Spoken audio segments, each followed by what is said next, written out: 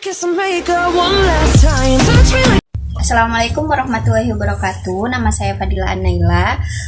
Di sini saya akan sedikit memberi penjelasan terkait pengertian perpustakaan. Seperti yang sudah tercantum dalam PowerPoint, jika dikaji dalam segi bahasa Indonesia, maka istilah perpustakaan dibentuk dari kata dasar pustaka yang berarti buku dan ditambah awalan per dan akhiran an yang berarti tempat atau sarana. Nah, jadi secara umum istilah perpustakaan ini ialah sarana untuk menyimpan buku-buku yang dikumpulkan untuk kepentingan tertentu. Selain itu, perpustakaan juga disebut sebagai sebuah lembaga yang menyediakan wahana informasi yang keberadaannya diharapkan mampu membantu pemerintah dalam mencerdaskan kehidupan bangsa. Semua kegiatan yang ada dalam perpustakaan selalu menyertakan unsur ataupun nilai pembelajaran. Yang kedua, perkembangan teknologi. Yang ketiga, budaya ataupun penunjang pendidikan. Sebagai base of learning, perpustakaan juga diharapkan mampu memenuhi harapan masyarakat dalam mendapatkan informasi ataupun data yang mereka butuhkan. Nah, dari penjelasan saya barusan, maka dapat disimpulkan definisi perpustakaan ialah suatu tempat pengelolaan segala macam informasi baik dalam bentuk cetak maupun non-cetak, termasuk juga bahan-bahan mikrokomputer ataupun bahan dari teknologi canggih lainnya. Untuk apa semua itu? Tentu saja untuk kepentingan pendayagunaan bagi masyarakat luas. Mungkin itu saja dari saya. Terima kasih. Langsung saja saya alihkan ke pemateri selanjutnya. Assalamualaikum warahmatullahi wabarakatuh. Perkenalkan, nama saya Muhammad Edi Yusuf dari kelompok 1. Kali ini saya akan menjelaskan tentang perpustakaan nasional. Perpustakaan nasional adalah lembaga pemerintah non-kementerian yang melaksanakan tugas pemerintah dalam bidang perpustakaan, yang berfungsi sebagai perpustakaan pembina, perpustakaan rujukan, perpustakaan deposit, perpustakaan penelitian, dan perpustakaan pelestarian. Kemudian perpustakaan nasional ini berkedudukan di ibu kota negara, tepatnya di Jakarta Pusat, yaitu di lokasi Jalan Medan Merdeka Selatan nomor 11. Perpustakaan nasional ini berada di bawah dan bertanggung jawab kepada Presiden. Kemudian fasilitas-fasilitas di perpustakaan nasional ini tidak hanya menjadi tempat koleksi buku, tetapi juga memiliki berbagai macam fasilitas lainnya, yaitu ada ruang teater, kemudian layanan audiovisual, area baca, kemudian data center, dan juga layanan koleksi buku langka, serta menjadi lokasi kantor Akademi Ilmu Pengetahuan Nasional. Kemudian perpustakaan nasional ini juga didirikan pada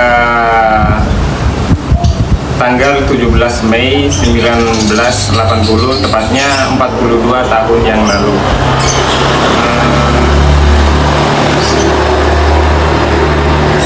Mungkin itu saja yang dapat saya sampaikan, kurang lebihnya mohon maaf. Assalamualaikum warahmatullahi wabarakatuh. Assalamualaikum warahmatullahi wabarakatuh. Perkenalkan, nama saya Ahmad Farisobi. Saya dari kelompok 1 dan kali ini saya akan menjelaskan tentang perpustakaan umum. Jadi, perpustakaan umum itu memiliki pusat informasi lokal dan menyediakan semua jenis pengetahuan serta informasi bagi penggunanya. Dan perpustakaan umum ini disediakan tanpa memandang usia, baik itu muda, tua, maupun dewasa. Kemudian, perpustakaan umum ini fungsinya untuk mengembangkan dan menunjang pendidikan di luar sekolah, universitas, dan yang lainnya. Terima kasih. Assalamualaikum warahmatullahi wabarakatuh. Perkenalkan, nama saya Indah Safitri dari kelompok 1. Saya akan menjelaskan tentang perpustakaan khusus. Jadi, perpustakaan khusus adalah perpustakaan yang berada di lingkungan lembaga atau instansi, baik berstatus negeri ataupun swasta, sebagai sarana penunjang pengembangan dan pengetahuan bagi masyarakat tertentu dalam bidang ilmu tertentu. Perpustakaan ini dikelola oleh departemen, lembaga negara, lembaga penelitian, organisasi massa, militer, industri, maupun perusahaan swasta. Contohnya perpustakaan lembaga penelitian, perpustakaan lembaga bahasa, dan lain-lain. Perpustakaan khusus diselenggarakan oleh lembaga-lembaga negara, lembaga-lembaga pemerintah atau lembaga swasta, ataupun swadaya masyarakat. Perpustakaan khusus mencakup juga perpustakaan organisasi profesi, paguyuban, perpustakaan rumah ibadah, dan lain-lain.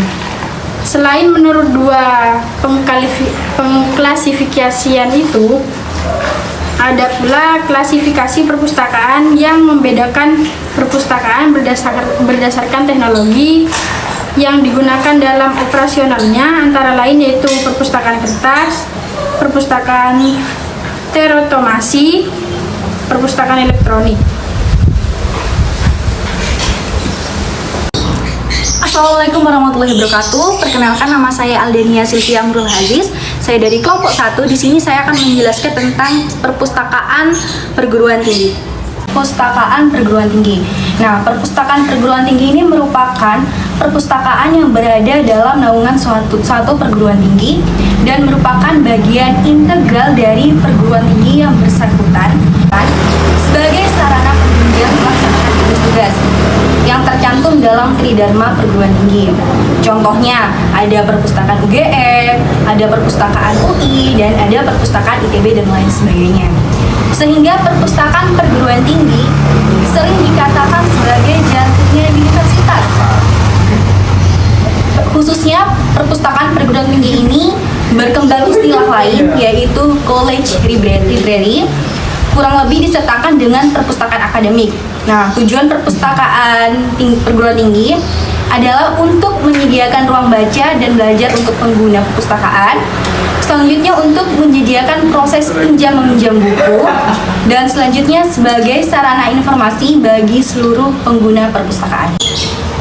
Assalamualaikum warahmatullahi wabarakatuh. Perkenalkan, nama saya Zuko Maria. Saya dari kelompok 1. Di sini saya akan menjelaskan tentang perpustakaan sekolah.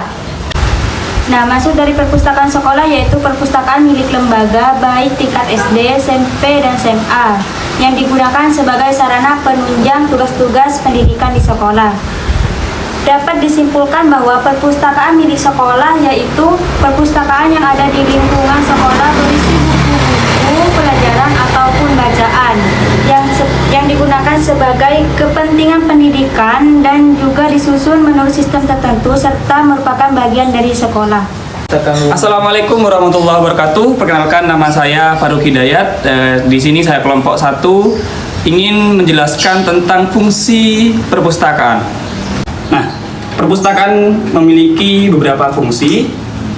Namun yang akan saya jelaskan di sini ada 5 fungsi perpustakaan. Yang pertama ada fungsi informasi. Fungsi ini bekerja ketika masyarakat sebagai pemakai jasa perpustakaan membutuhkan informasi.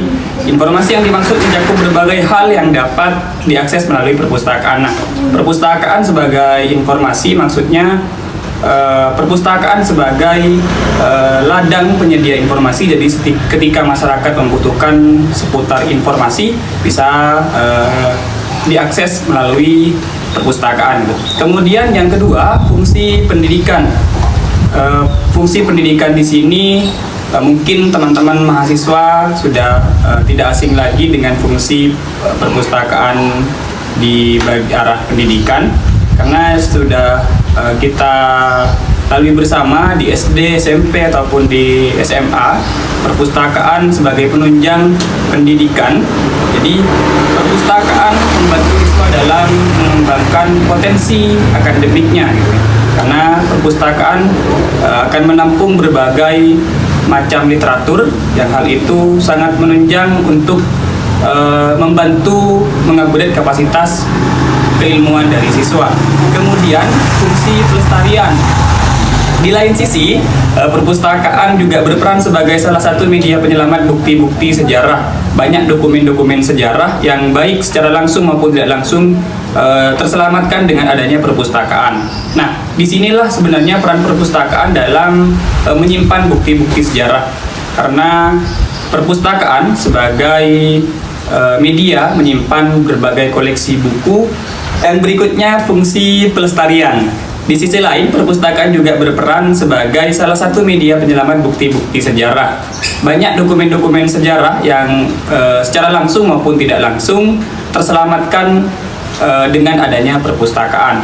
Artinya, dengan adanya perpustakaan, bukti-bukti sejarah yang secara tertulis, baik itu bukti-bukti sejarah yang merupakan dokumen buku dan lain sebagainya, bisa kita temukan di dalam perpustakaan.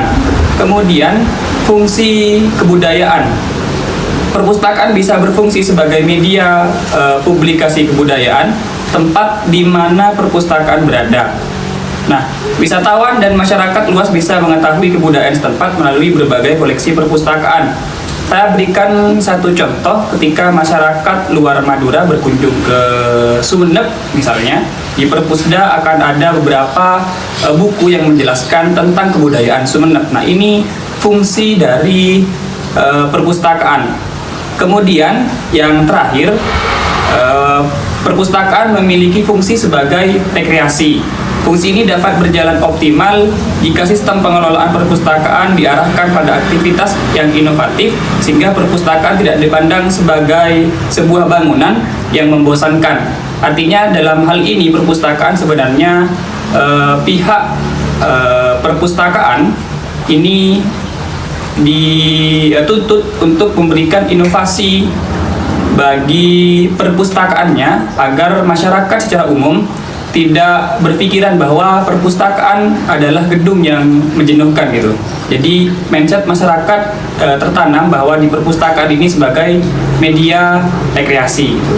Jadi barangkali ada mahasiswa ataupun siswa yang merasa jenuh beraktivitas di luar sekolah ataupun di luar kampus, bisa kita mengunjungi perpustakaan. Mungkin hanya itu presentasi dari kelompok kami, kurang lebihnya mohon maaf. Wassalamualaikum warahmatullahi wabarakatuh. Dan jangan lupa untuk sering-sering mengunjungi perpustakaan. Sampai jumpa lagi. Bye.